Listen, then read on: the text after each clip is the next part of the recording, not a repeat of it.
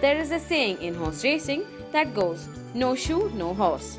That one line captures the importance of farriery like nothing else can. Farriers are exceptionally specialized in their field, and the shoeing of a horse is almost an art that is passed down from generation to generation. The horse's legs are considered to be as our arm. So his arm, shoulder, and then is the elbow, and then comes down is his forearm, which is fused by two bones as one, which carries all the weight, and then is the knee, which is actually the wrist.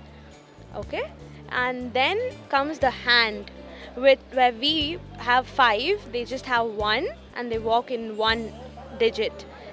And then comes the hoof, which is actually our nail. So we've been metaling shoes into a hoof back 1500 years, and it's always been metal shoes until the Second World War, and then we've been using aluminium shoes in the races because it's a little lighter weight, so it's easier. And the importance of shoeing is, first we clean the hoof and then we trim. It's like that nail of us. It's the same way. It's like shaping them up, because the more they grow, the more harmful it is for the horses.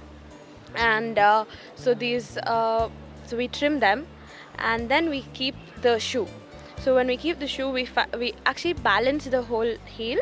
We make it even, and we keep the shoe, and we make sure that they are balanced. And the shoe should be of the right size. If it's smaller or if it's long, like bigger, then what's the point of putting the shoe? It won't be of any support for the horse. Basically, why do we shoe a horse, right? We shoe a horse because the whole horse, which weighs 400 or 500 kilos, actually when the horse is galloping, takes the full weight of the body on one particular foot at one particular point of time, right? So the hoof is actually a shock absorber and the last point of protection for the horse, okay? So the shoe goes on as an extra protection for the horse. Now, it's a very complex process. It's done by a professional called a farrier. He's the only person who can do it, right? And the farrier has been taught over the years how to do it.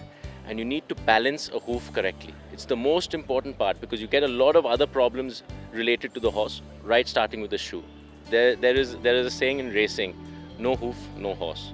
It's the most important thing.